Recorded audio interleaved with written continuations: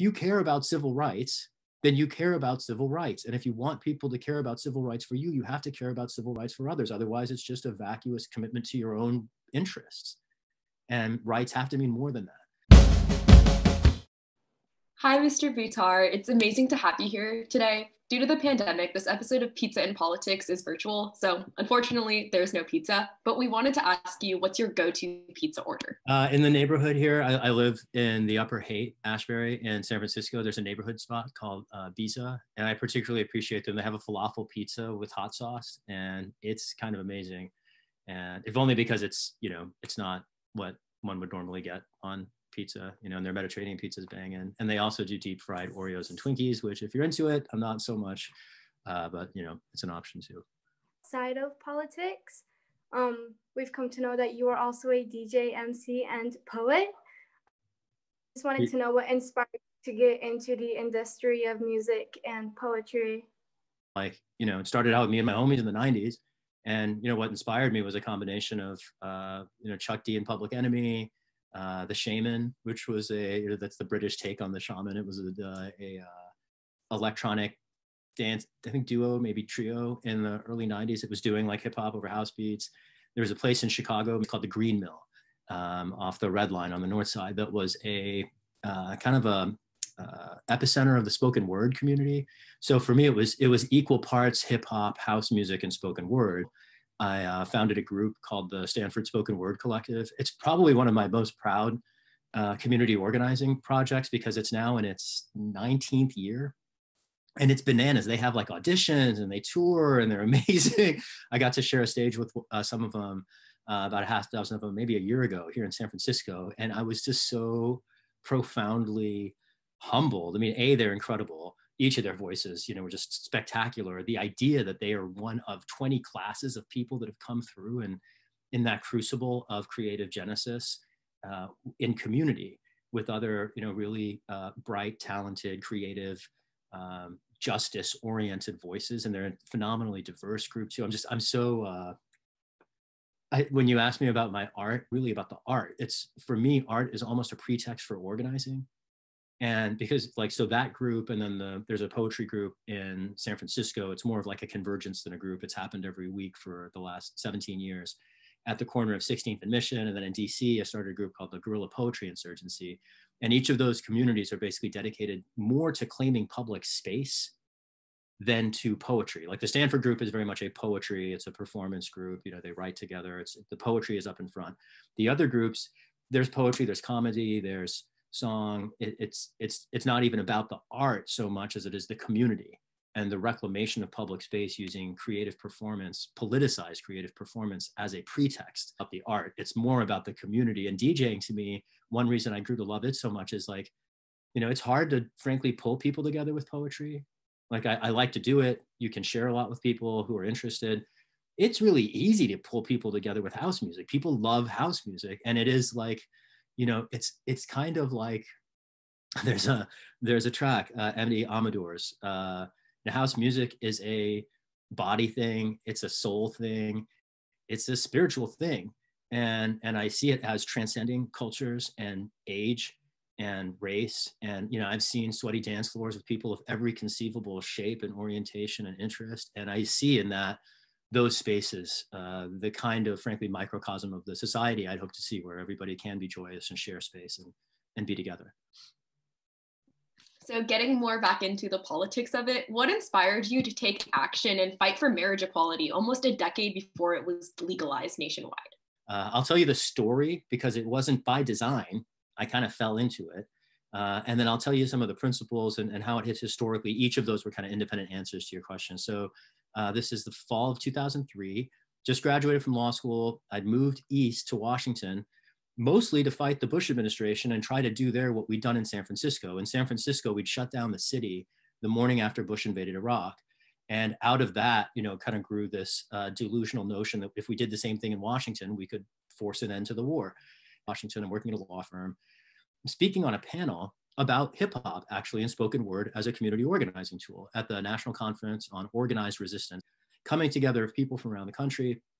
I'm on a panel about art and activism. So I'm talking about hip hop and spoken word. One of the other panelists is this young guy. I mean, we're each in our late 20s, I suppose, at the time. He was a puppeteer from upstate New York, and he built big street puppets. So this panelist closes his self-intro with this story about how he and a bunch of other grad students from SUNY, the State University of New York, New Paltz, banded together to run for office. And because the Democrats and on the Green Party ticket, and because the Democrats and Republicans split the establishment vote, this block of Green Party grad students swept the town government. They took the mayor's office, they took the vice mayor's office, they took a bunch of seats.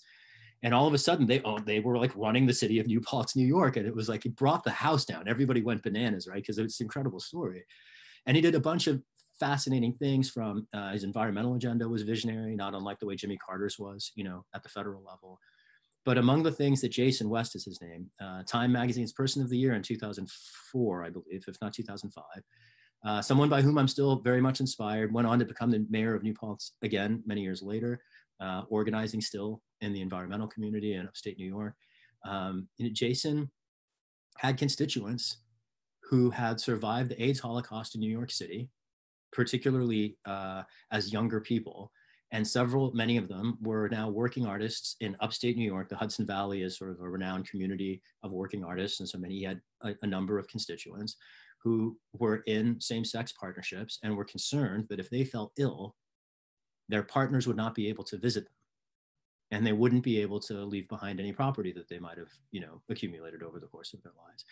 There was people at the time weren't even so much focused on families, though that was also a concern that other people, had raised in the discourse. For Jason, it was really about just meeting the needs of his constituents. And just to finish that story about NCORE, we traded cards and we're like, yeah, so good to meet you. You're amazing. Let's connect sometime. And then I get a phone call from him 6 months later, right after Gavin Newsom, the current governor of California, then the mayor of San Francisco, after he had become the first mayor in the country to recognize the right of consenting adults to marry a partner of their choice. Jason, I think it was the next week, we were on the phone and it was like, okay, let's do this. And, it's interesting, that particular case, for a couple of reasons. One, at the time, it was reported in the national press as just San Francisco being a crazy city. And like, oh, wow, look at those crazy San Franciscans. And, when there was an East Coast front in the struggle and the state of New York was put in play, it broke a dam and it became a national wave. And I'm very proud particularly as a, cis hetero Muslim lawyer, to have, from Missouri of all places, to have stood for marriage equality long before it was popular. So we really appreciate you taking the time out of your busy schedule to talk with us. Why do you think students should take the time out of their busy schedules to learn about the government and political process? You might not care about the government and the political process, but it cares a great deal about you, and it has its hands around your throat and in your pocket. And, if you don't pay attention to it, it will continue to do to you what it has always done to our communities, which is run them off cliffs. And the climate crisis alone, if nothing else, should make inescapably clear that our institutions do not have our communities. They don't have you and your interests at heart. It's not what drives the calculus. And if you care about yourself or your future or your, potential kids or grandkids, for me, I thought about this before I understood it as a notion of indigenous wisdom, but whether you have kids or not, one would hope that we're committed to the future and our writ large children.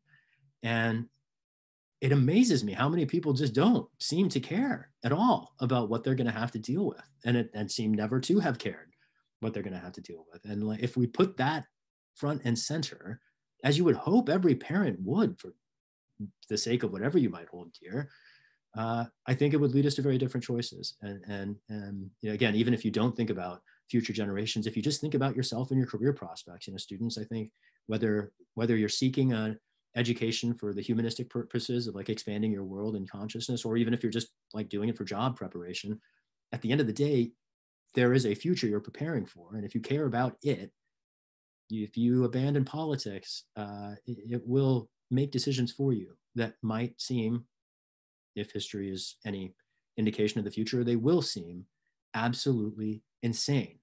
And that's the governance to which we've been subjected, and we deserve better. You deserve better than that. And the only way we're going to get it is if it, particularly maybe to suppress on this, students have a unique role and set of privileges that make you especially important actors in every social movement. Maybe the last thing I'd say is campus communities are hives. You know, the opportunity, the accessibility, let's say, that you have to the brightest minds of our civilization, it will never be rivaled to where you're at now, right? Like you could just walk down the hall and knock on somebody's door and be like, you know, I'm in so-and-so's class and I read the thing that you wrote and had a question for you. Like people can't do that normally. Like you have access to the world's experts and everything. And just like realize the value of that, you know, consider where you are at in the scope of your lives and what you might end up finding yourself doing later, and just consider squandering the opportunity to glean the most out of it. And maybe the corollary to that is without students taking advantage of those privileges to participate, to write the papers exploring the outer eddies of the movement and the different issues, to show up at the community meetings, and whether it is, you know, driving folks home or writing things to support the movement or connecting people to resources or going back to the campus library to find the thing that the community group doesn't have, you know, the informational resource. There's so many ways to redeploy the privileges that students have. If students aren't doing that actively, it's yet another hole in the bucket of our democracy, compromising its ability to respond to our crises. Academia is a crucial lever in the social change machine. And if it doesn't get pulled, if students aren't there, you know, that will only accelerate the crisis of our civilization, I dare say.